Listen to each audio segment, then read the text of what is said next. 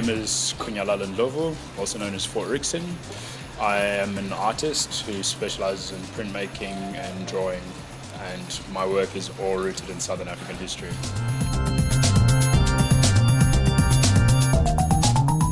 So Fort Rixon is a small place outside of Bulawayo in Zimbabwe, and basically it was established as an old British military outpost during the Second Matabele Rebellion in the 1800s.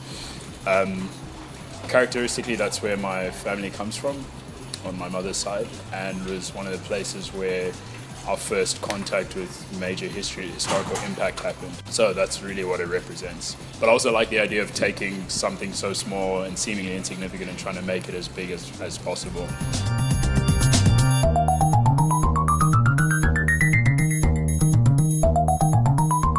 I grew up what people like to call born frees in Zimbabwe. I prefer to call it I grew up in the colonial hangover.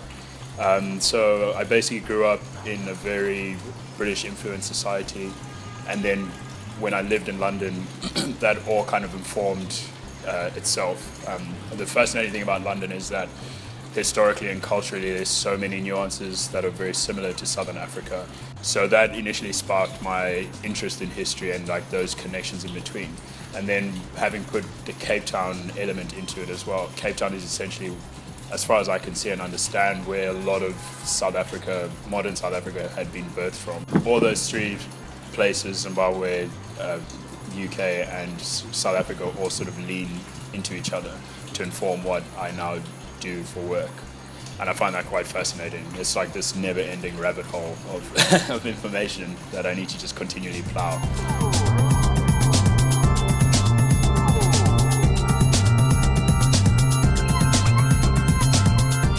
I'm really interested in the idea that there's more stories than are currently put out.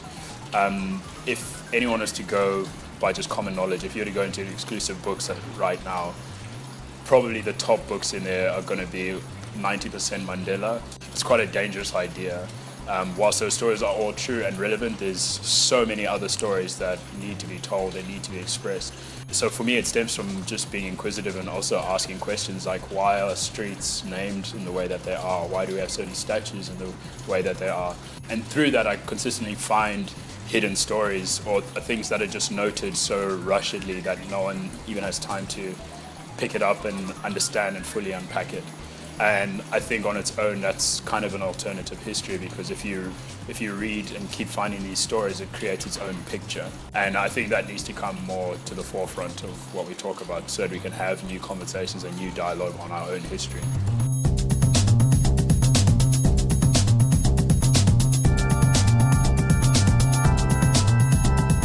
Yeah, I think it's very, very important that a lot of young artists, particularly in our generation, sort of kids who were born in the early 80s going forward, they have an incredible opportunity to show both the old world of what they came from and create something entirely new.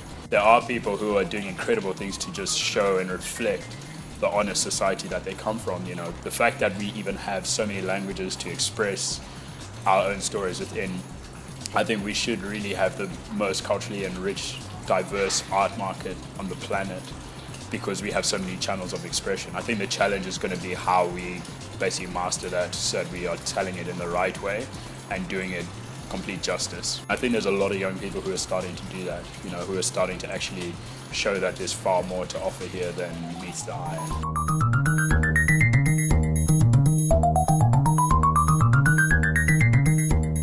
Mine's a bit of a strange story. I'm very fascinated by the semantics of the street, and also, and by that I mean people who have been putting art up in the street, whether from schools of graffiti or street art or sign writing or any of those. I think those are all incredibly valuable and actually incredibly technical forms of art.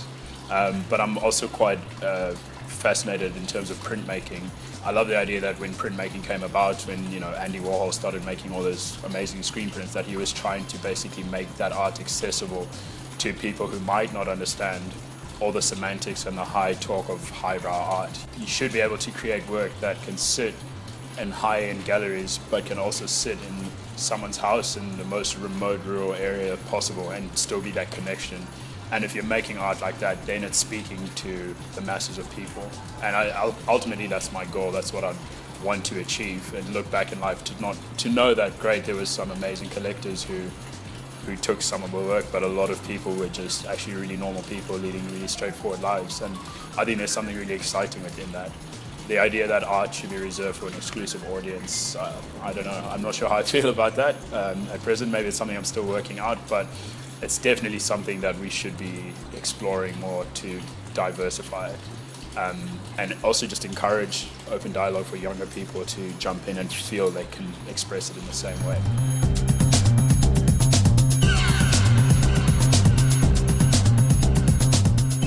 Since I started the Fort Rixon project about 5 years ago, I was actually in Kenilworth and I brainstormed the idea, and I wanted to create something that was a purely historical platform through art. And at the time, it just came out of a need of, I wasn't seeing that art anywhere.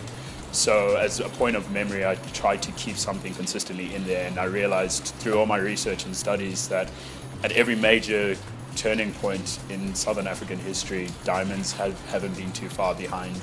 There's also a really fascinating story of Lobengula, who is the second and last king of the Ndebele people, which is the tribe that I'm from, who had a secret stash of diamonds that he kept, and it was actually worth millions. And apparently at night he used to roll around in these diamonds and kind of like glisten, kind of look like a crazy character from 300 or something.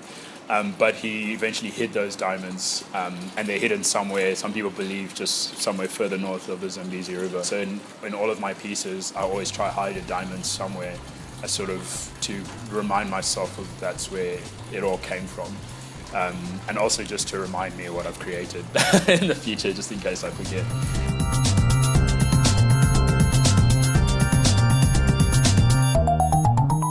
I really strongly believe, having grown up in Zimbabwe as well, that we need to kind of destroy the stigma that being an artist is this cliche of like someone who's starving or doesn't contribute anything, and in fact realize that that's what's going to contribute to the growth of a culture on the whole.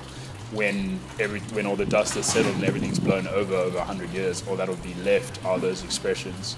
And are we looking to just create a generation of people who just know how to make money in the great business sense, or are we looking to create sort of dynasty and legacy? And I think that's important to have. It really, really is. So it's a huge responsibility that we all have to take upon ourselves.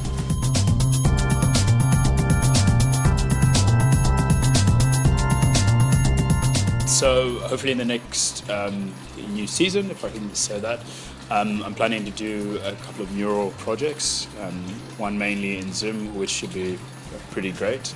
I can't disclose all the details now, but a lot of history and on a bigger scale, which I'm quite looking forward to. My current show at the moment is called The Heart That Thunders, which is taking place at the Smith Gallery, running up until the 15th of August. And it's basically all based upon the death of David Livingstone and how when he died his heart was taken out of his body and buried under a tree in Zambia. So yeah, I'm quite excited about that, and hopefully it should be great. Otherwise, just keep making as many diamonds as possible.